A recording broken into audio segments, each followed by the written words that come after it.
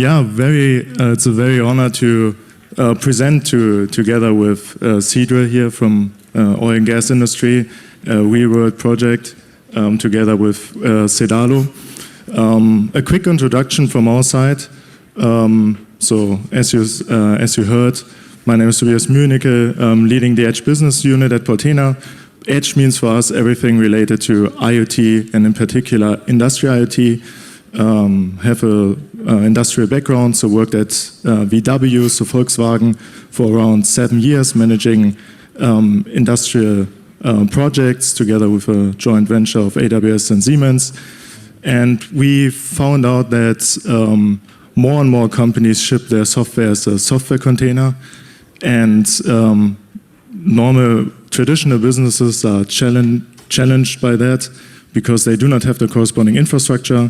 So we evaluated different container management solutions, and then later on decided to purchase Portainer, work together with Neil, the CEO of Portainer, for 1 year there, and then switch positions from a 600,000 employee size company to a 60 employee size company. And yeah, working there for a couple of years now. And Philip, feel free to continue. Thanks for that. I'll try to keep it a little bit shorter. But anyways, hi, I'm Philip from Sedalo. I'm very honored also to be here. I have a background in industrial engineering. I've been actually basically, I'd say, like almost half my life working at the intersection of manufacturing, engineering, and working with data, and particularly over the last 8 years on and in MQTT, and really across many different industries, in particular manufacturing, also very different manufacturing sites, many different manufacturing processes all over the world. And as MQTT has basically taken up quite a bit over the last years, obviously, I'm quite excited to be here and yeah, present with you here basically what Seadrill did. And with that, I'd hand it over to Matthew. Thanks, Phil. It's been a quite exciting year. A lot of complexity of onboarding vendors from my side, but we finally made it to this point. My name is Matt McClendon. I run the reliability department at Seadrill. That is nested within our rig innovation and technology group. And one of my core taskings is essentially data availability and novel application of proven methodologies from outside our industry. My background's a pretty varied one, from mid-90s sysadmin in the Linux and Unix environments to military avionics, and then 16 years in oil and gas now, ranging from offshore field instrumentation all the way up to superintendent, and then now my current role. So essentially the right person to have all the disciplines to put something like this together. So essentially, Seadrill and our competitors and friends, it's not too aggressive, Stena, our problem is that our industry is somewhat insular, both in our technical expertise and the vendor pool and landscape that is available to us. And that incurs a high development cost and very bespoke solutions when it comes to an OT environment. It also has the burden that the enterprise ISIT that support us from an onshore basis tend not to understand the application of what we're asking for as operational personnel. Most of our onshore technical people come up through a pipeline of operational personnel offshore, and so that kind of further commits us into that's how it's always been done, even though in a safety sense we consider that a very dangerous statement.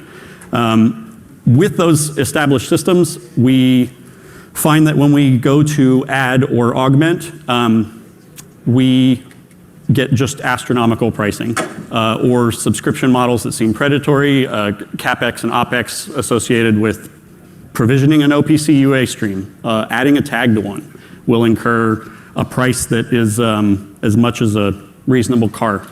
And we prove that solution. One client wants it, we want to deploy it across a fleet. That's no discount, incrementally multiplied. So the idea here is to, my group runs a couple of products. Our core one that I maintain is called Asset Lifecycle Management. It is a predictive and real-time condition-based monitoring program that we run to be able to defer our capital equipment beyond the OEM's calendar-based recommendations. We are the only one of our competitors that does this within our industry, and it is within our guidelines. No one's just ever bothered to push it. So This is a huge cost savings from day rate loss mitigation to maintenance time to personnel offshore. It just reduces complexity. So we just took 4 assets into the Brazilian market, and all of them did not do what is previously assumed as being required maintenance to go into operation beyond their 10-year normal life cycle overhaul. So the vessel there on the left is the West Saturn. That's where our use case is going to be at. And essentially, to augment this program, we already have a pretty robust analytics stance, but we very frequently hit a use case where we can paint a reasonable picture, but to get the full context and be able to plan appropriately, we're missing key metrics. It could be any number of things. It could be operational, it could be environmental, it could be a sensor that's just not critical to that tool's function, but would paint a great picture for being able to intelligently maintain it. So we onshore, with our SMEs that handle our data systems, tend to have limited manning. And so we went to our real-time analytics and performance platform and asked them, hey, we want to add field devices. Do you have capacity to do that? And it was a vehement no, because that is represented by one person who is doing awesome, but does not have time to take on more responsibilities. So I sought out to look at what it takes to expand that. We started brainstorming some ideas, had a couple vendors for a specific scope do quotes to add 6 flow meters to our gensets for the purposes of energy efficiency and a emissions monitoring prototype that we were implementing. And the quote came back at, to integrate into a legacy control system, almost $300,000 for one vessel, one single implementation. So the idea is that we want to decentralize from not only the hardware that's required, we want to focus on standardization, we want to move away from the burden of integration with our legacy OEM control systems, and we want to contextualize this data with the data sets we already get through that common pipeline. So the idea is that it doesn't matter if it comes from, we cross-compare control systems, so why not cross-compare with something we've implemented to our legacy systems? So the idea is that to de-risk the approach, because just like I imagine the majority of the people in here, we have an ingrained fear in putting TCP/IP on a control system in general, and take a pretty aggressive stance at limiting that exposure just as a matter of principle. So the idea here is a full chain, including discrete instrumentation that is specific to this system, to be able to paint a contextual picture with data that we already have. Our Halo goal on the roadmap is a fleet average cost of sub $500 per point of measurement aggregated onshore into our existing analytics systems. The other benefit is that along with these high CapEx values that we get pitched, we tend to, there's a lot of front loading on the engineering. Everybody tends to come to us and say, hey, we have all this expertise. No, we've never worked with oil and gas before, or yes, we have, but we've never done what you're asking. Sure, let's have an engineering conversation that takes 3 to 6 months. Essentially, we're teaching them what the use case is, and then they deliver a tender package, drawings, we review it, we give engineering input. It's a very hands-on process. And then we come to implement. If it's not something that's turnkey enough that our crew offshore can install, they need field personnel that are qualified to fly on a helicopter offshore. Some countries that's easy, some it's hard. It's a long process. And then in the Brazilian case, the work visa process is minimum 6 months. And then until it's live on the rig, we don't even know if it's going to work. And a lot of the time it won't. And then there's a lot of API and interface troubleshooting that will happen. That's a large cascading man-hour burden internally for us. So the apples to apples is that essentially we front load all the engineering for this. We standardize and template both the hardware with support from Wago.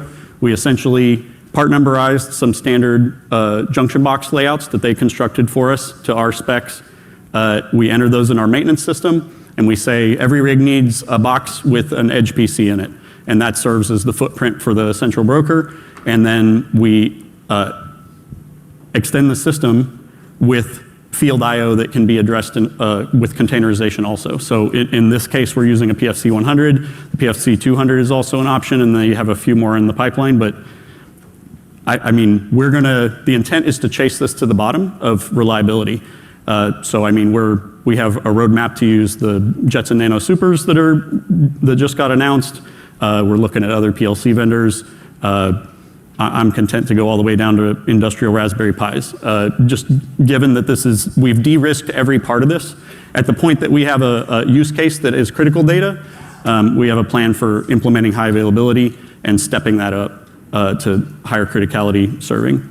So this is our basic architecture. The idea is that this is incremented at a minimum, 1 per vessel.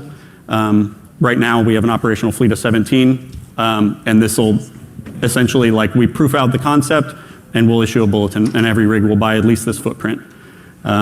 The use case for the prototype is adding CTs to dynamic loads on 2 of our switchboards to be able to paint a better energy efficiency picture within those individual consumers.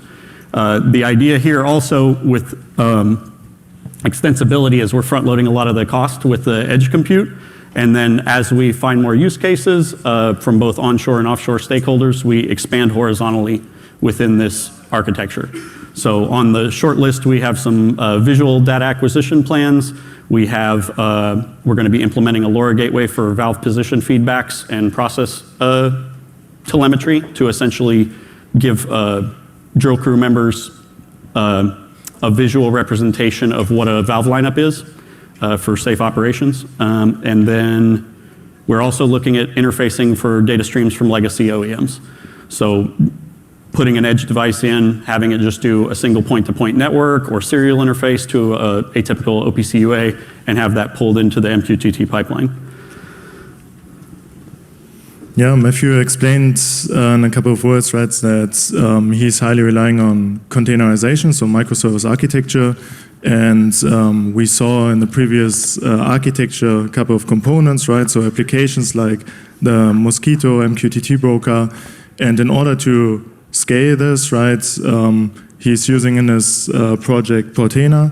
And we are a simple fundamental container management platform that can manage applications across different environments, so can be on the cloud, on-premise, what we call in data centers, and also at the edge, so industrial PCs, and also PLCs, no matter which technology you're using, so can be Docker, Docker Swarm, Podman, and also Kubernetes. And very important from a strategic point of view, we are not catching our customers in kind of a vendor lock-in, like cloud providers are doing this. So it's you can use us on any cloud or on every cloud, and also on-premise if you want. So we run fully air-gapped.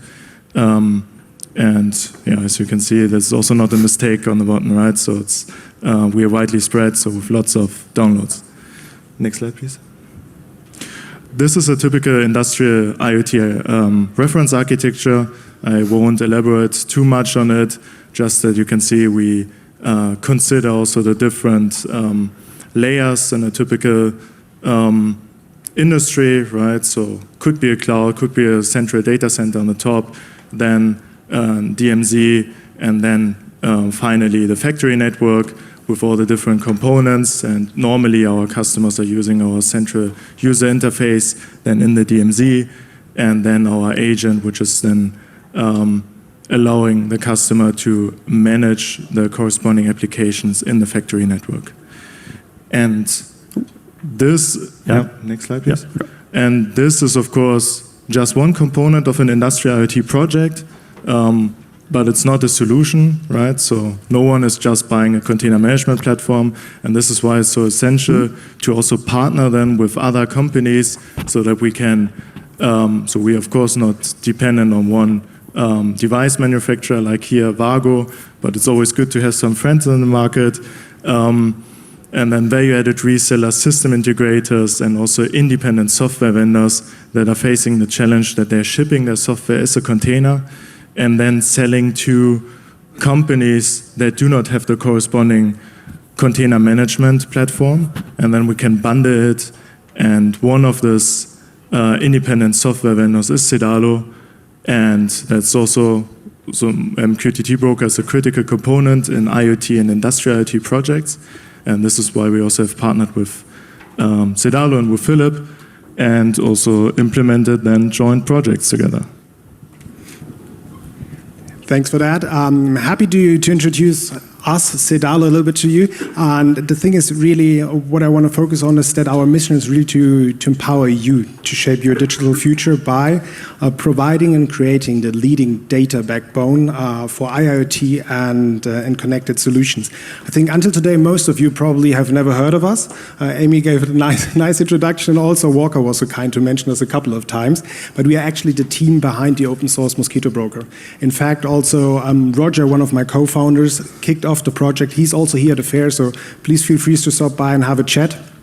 I'm also quite happy about the fact that we're actually the most widespread broker out there with over 600 million downloads, probably the most used one out there. Yeah, I mean, if anybody's playing with Mosquito or with MQTT, you've used Mosquito. I mean, the fact that Philip and Roger, who are the founders and developers of Mosquito, which by far has the most installations in the world, it's not even close. I mean, Mosquito is the de facto MQTT broker in IoT without exception. Honestly, it's an honor to have you here. Sedalo is Mosquito Pro. I'm always telling Philip, hey man, you should have made it Mosquito Pro, not Sedalo, because no one knows that it's Mosquito Pro. But Philip, Roger, it's an honor to have you guys here because, I mean, hundreds of millions of people have used your product. It's kind of crazy. Thanks for having us. Yeah.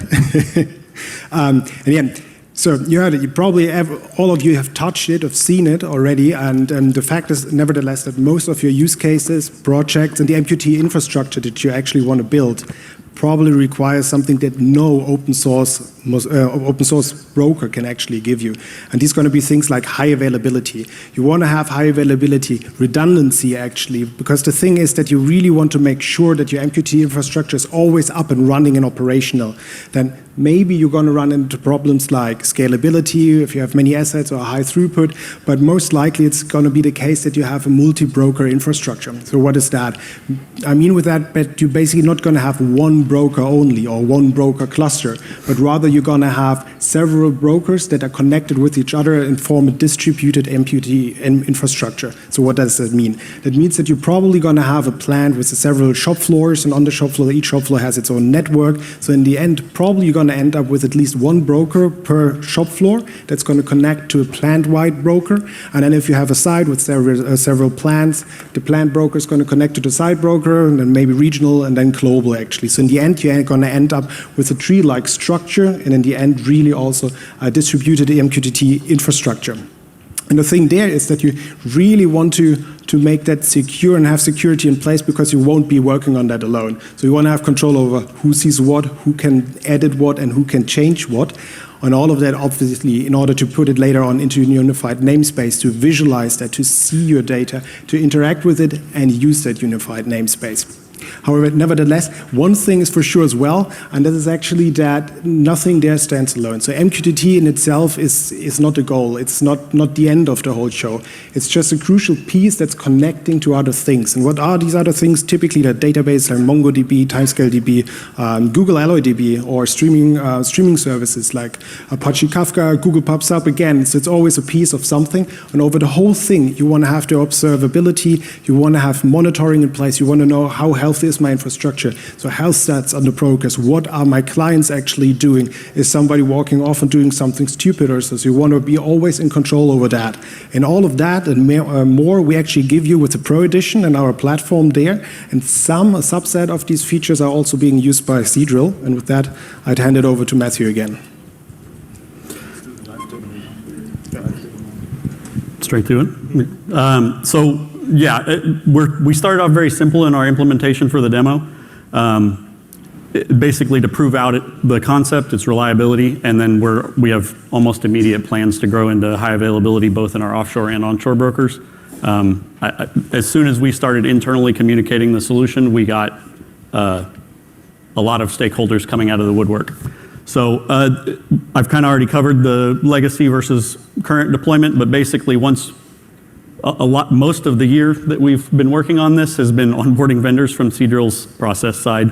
The actual development time, I finally got left alone in the last 2 weeks, and this is the most robust it has been. So the actual configuration and setting things up is very fast. And then once we templatize it, it's minutes once we deploy hardware to a rig. versus 6 to 18 months in a conventional manner. So for the demo, essentially we're going to deploy the broker into our Wago Edge computer here. It already has 2 subbed clients to it. One is the telemetry module on the power supply, and one is the PFC 100. So once the middleman is up, you'll see the MQTT packets coming through that broker, and then we have it publishing the entirety of its topic structure to the cloud instance. And we'll show that chain and then some simple telemetry off the power supply. A lot of the effort that goes into this and its planning and the development with it is to make it as repeatable of a process as we can from the get-go, so that when it does go into production, it's not something you have to get behind the pane of glass and get in the nuts and bolts to get something up and working. And so a lot of that will involve GitHub pipelines. We're not a software development house, but part of this will be implementing, at least at a basic level, a robust CI/CD process that works behind it, so that when we do extend the solution, it'll be as code and not really getting in and customizing as it were.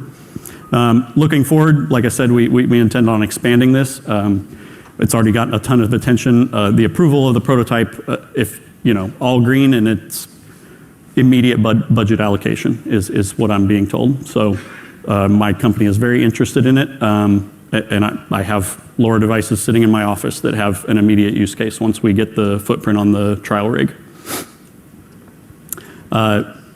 After the demo, you can come visit us at booth 13. We can go into many more details. I have a couple of our internal magazines you can go through, and we can demo the unit multiple times. It's very quick and easy to process. So we can go with that. We can go to the demo.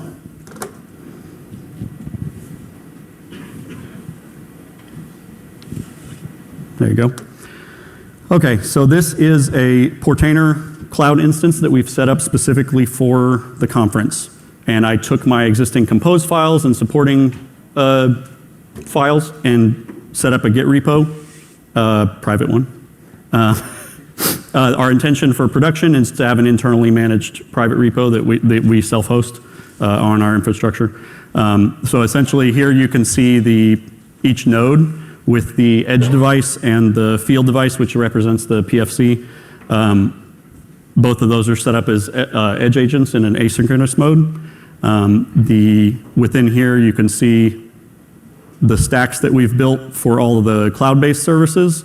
So that represents Mosquito and the Grafana and Prometheus stack that we'll display the trends on. Hold on a second real quick. Can we put his screen on the center screen too? Can we do that?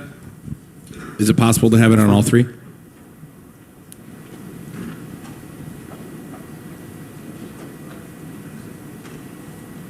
Thank you. So yeah, these are our, at least for the purposes of the demo, our infrastructure is also a cloud VM that we're running Docker on in our Azure environment. And then, as I said, all the field devices, this normally sits on my desk for testing purposes, will be discrete hardware that is only running Docker, Portainer, and then whatever stack that we're using. So could you quickly go into the configuration and just show, just so they understand that it's basically a compose file behind? Some of this is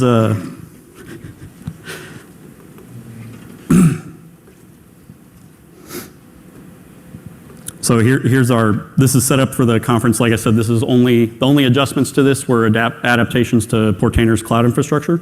Actually, I have here you go. In this scenario, we've put everything in a tail scale sidecar arrangement so that the physical location of the device and environment is irrelevant. And our plan B is I have a little cell hotspot there in case the network wasn't available or wasn't working. That's advantageous. Like I know that my production environment uses a zero trust network, and so I'm kind of prepping for that kind of infrastructure integration for when I hopefully pass this off to ISIT for management. So I wanted the functionality to be in there, but essentially I'm taking each individual container, I'm locking its network config to the tail scale, and then it's presenting as a FUDN and IP in the tail scale network. It's still peer-to-peer WireGuard though, as far as latency goes. And then from this structure, like one of the like pipeline and deployment advantages is being able to put in files that I choose to map. So to ensure that the tail scale FQDNs are working, I'm posting a customized host file to the Mosquito container. Also, I made a specific ACL for only allowing MQTT clients to post by their device name as far as the topic structure goes, and then by username.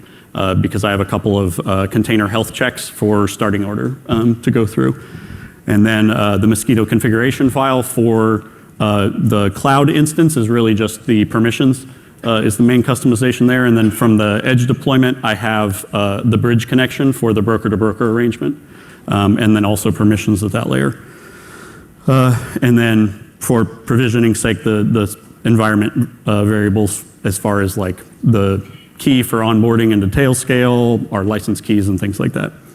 And all this can be pulled by Portainer from the Git repo as part of the deployment process. So we can go back to that. Yep. So that's the cloud one.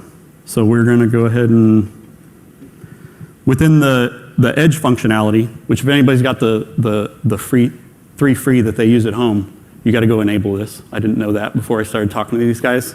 All the fun stuff is hidden behind the edge functionality. So in here, we're utilizing a couple things, although I'm going to attempt to wrap this up into the CI/CD pipeline. So edge configurations is essentially a way to archive dependency files and transfer them to a Portainer device on the edge and have it adhere to a directory structure that you define within the transfer. Another one is edge jobs, where you can send, we're going to, right now in the prototype phase, we're using this for host alignment.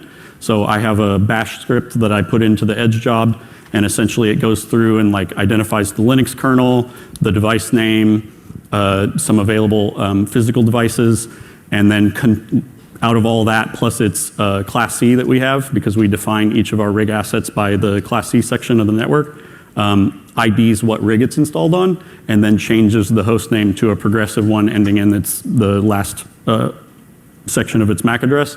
And then we pipe that into the Portainer onboarding script and reinitialize the environment so that we get the standard naming convention and everything's, we can tell where the deployment is without being there, or having a rig crew member tell me the MAC address or some other involvement from them.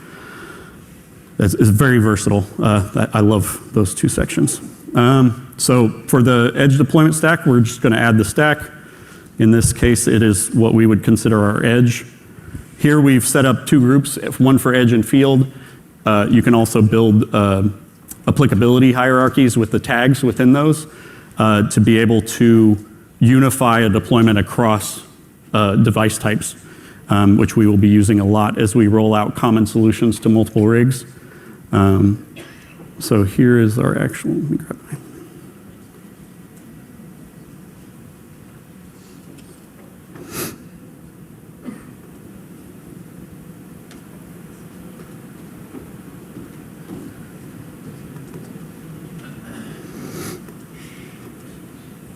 So you can also, I have the meta-specific credentials saved in here.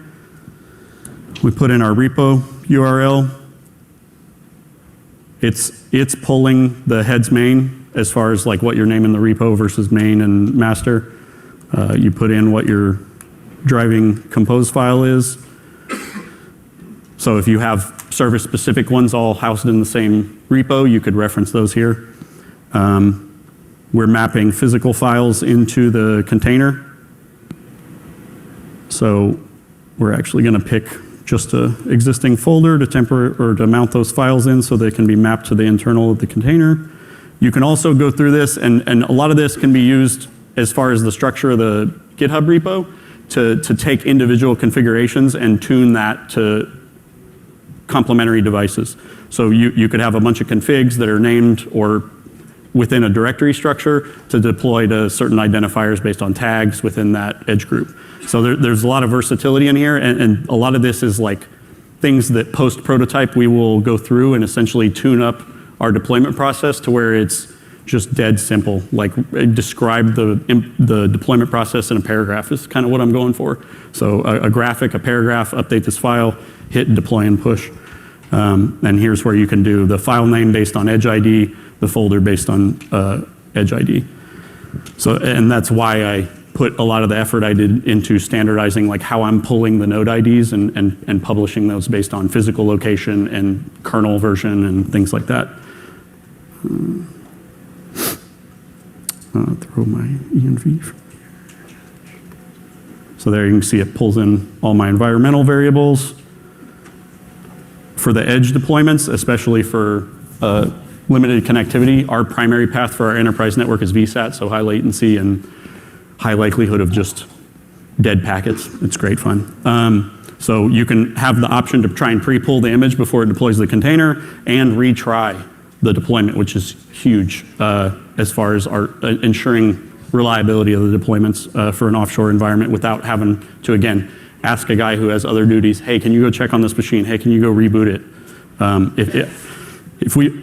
My idea is that we put these physical boxes on the rig, they live within their discipline, which is instrumentation, electrical work, and then they're done. They can walk away. And we shouldn't have to ask them to mess with it anymore. And we're gonna hit deploy now.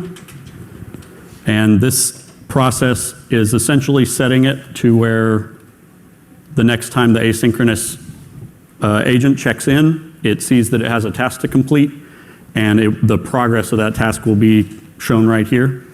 Let's see.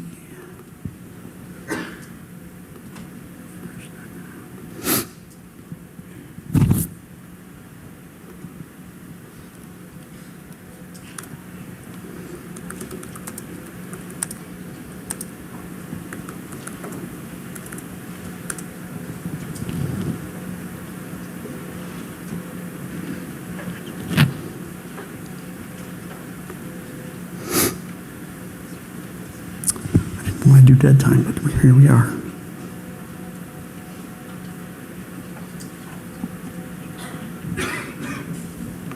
There we go. So you can see there is the image pull.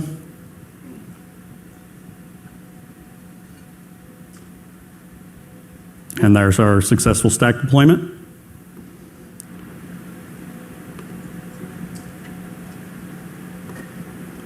And then here is the management center, which is part of Mosquito Pro. And I can go into my topic tree. This is reading, our arrangement is a whole broker as a client to the cloud broker. So there you see the topic name based on the host name. And process data is actually our power supply. So you can see device OK, millivolt value. And then here you see our data is back online on the Grafana trend.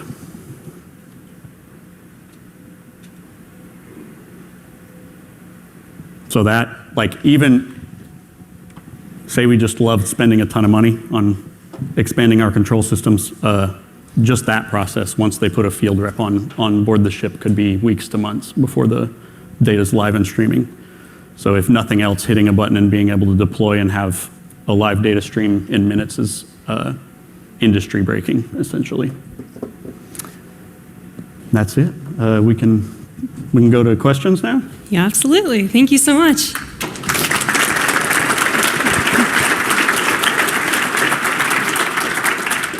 So if we could, it'd be great to get the QR code up there again. While that's going, I'm going to ask you a question, the question that all the MCs are asking. So for your use case, pretend that you didn't use Portainer. What would be the next best way to achieve all the things you did, and then explain why using Portainer and Sedalo was better? Within our industry, the margins are pretty thin as far as implementing new tech. It's like I said, it's been a huge burden on our back over the years as far as the CapEx and complexity of install. As part of this development process, we essentially did an off-axis health check. Like, are we doing the right thing? Just go to a system integrator blind. We gave them like a genericized version of the functional design spec that I wrote for this and had them bid it with the same field devices and didn't give them any constraints except for that we wanted it repeatable and extensible. That was it. And what we got back was a Siemens system with licensing, and it was north of $150,000 for one rig. So whereas about 60% of the cost that we did for this prototype, which is I think our total spend on this is $68,000 right now, and that includes $17,000 for field personnel to physically install it so that I don't have to use the rig crew. And then we front-loaded our Portainer license for enough for the whole fleet, and doubled up the expensive part of the field deployment on the rig. So we're actually going to have 2 edge computers just for testing purposes, but it wouldn't be required. And we're still under 50% of what the comparable system was for a single rig's implementation. So it's the value proposition of pulling it internal and just using proven off-the-shelf software solutions is immeasurable in most cases. Like we could pitch this to if this works and we extend it and it becomes the norm for our company, that's awesome, and we'll be ecstatic about that. If it terrifies our industry's vendors into having a more collaborative approach when engaging with us, that would be great too. So we'll take either one. That's awesome. Thank you for sharing that real world experience and those real world cost savings. Yep. All right, so next question. Why and when should one prefer to use Mosquitto Pro over Hive MQ when it comes to a broker? Sure. I'd say that there are several points when it totally makes sense, but maybe to go into 2 of them. I think one that we already established, thank you also on that point for you, Walker, is you've all worked with it. So you're familiar with it, all your engineers are familiar with it, you know how it works and that it works. So if you ever ran into a problem with that, let me know, but I'd be so confident that you probably didn't, otherwise we would have known that. And for that reason, it's also completely battle tested on the core broker itself, because if something doesn't work, we know it right away.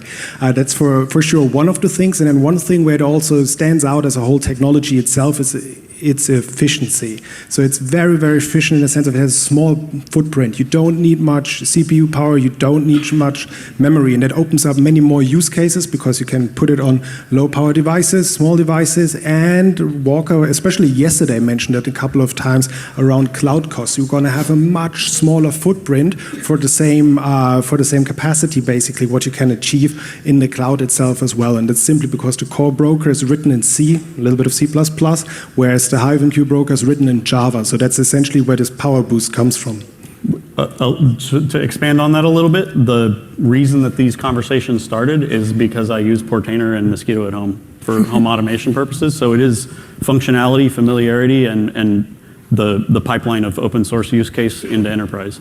That's like before the conversations were even started, we knew that we were looking at these 2 solutions. And I want to just chime in on the Mosquitto Pro piece because I think it's important. There's one that Philip didn't say. I love both, so I'm not picking one over the other, honestly. There are definitely places where I'm going to go Mosquitto Pro versus HiveMQ. If you want to know, I'll talk about it. I'll tell you privately. But there is one. Mosquitto Pro is easier the startup investment in labor is easier when you land Mosquitto Pro than it is with HiveMQ. A lot of HiveMQ's configuration is in XML files, so you have to browse the XSDs to understand all of the arguments that you need to put in XML.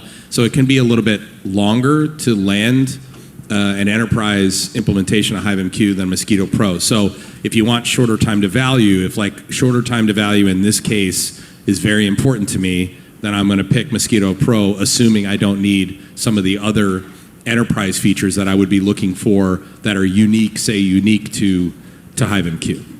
But yeah, the short time to value is a big one on the enterprise scale.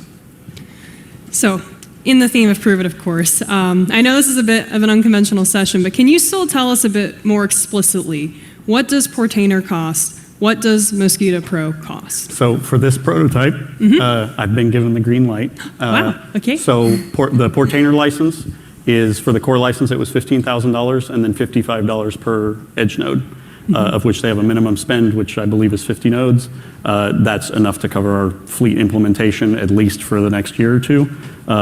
If we go gangbusters, then so be it. But we'll be fine for now. And then we baked in some engineering hours for support, and due to my familiarity and the simplicity of interacting with the product, those will end up being like hearts and minds like familiarization talks for like our management as the program rolls out, which we've already used a couple hours for, just to demo it to our electrical and controls group. And then as far as Mosquito Pro, we did 4 brokers to start at $4,000 per broker node in a managed environment. So right now the demo is only managing one of the brokers, but for visibility and monitoring and when we transition to high availability, those will all be wrapped into the management center for monitoring. Awesome, thank you. So besides observability, what other advanced edge use case is Sidral looking into? Lots. I have about a 20 bullet point list of just wild ideas that we've had. There's a ton of really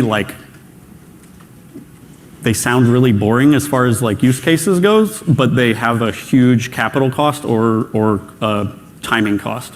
So a couple of them that we're looking at is we monitor a lot of condition assessment points that are physical measurements that happen on a 12-month cycle as part of our predictive maintenance program. And those are kind of like a health check that we have the crews do or third parties do, and then it gets reported into our maintenance system. So some of it's going to be elimination of those manual measurements. So for instance, one measurement we take is the sheave profile on our crown blocks. And we are looking at a couple LiDAR solutions and some other things like that. And essentially that would enable us to take a device that gives you a TCP socket or a web socket of some sort and pull straight from that and give it to the broker. Or run a little control loop in a container and post it to the broker. So the huge advantage here is that the use case is, it's not irrelevant, but it's not what we need to focus on. Every use case is enabled by having that pipeline there and available for use to where we can just prototype quicker. We can try an idea without the infrastructure being a huge part of risk in trying something that's never been done before. So. Cool. So I'm going to pick this question. So most take communication to the internet for granted. Can you share a unique problem and creative solution that arose due to not always having good internet on the rig? So one of my first asks as part of the initial conversations with both Portainer and Sidalo is the worst I've ever experienced. Our VSAT's on KU band. We do have a secondary connection through Starlink on all of our assets now, but we tend to not have the enterprise traffic going through there. So KU band can absolutely get disrupted by thunderstorms, and does. The longest time I've ever been without connectivity on a rig was 7 days. And so the idea of the broker-to-broker arrangement within Mosquito Pro is to have data resiliency and reconciliation to replay those captive packets back to the cloud broker and backfill, essentially. Awesome. All right, last fun question. How easy was it to get the rig through TSA? So I'm from Houston, so I drove. But Answer. All right. I have carried way weirder stuff through the airport for the oil field. So it's not as hard as you think. Commercial invoices will go a long way at getting you through an airport. Awesome. So unfortunately, we are at time. If you have any questions, I strongly encourage you to go to their booth and keep the conversation going. Going to hand it over now to my other co-MC, Jeff Winter, on Dell Stage 1.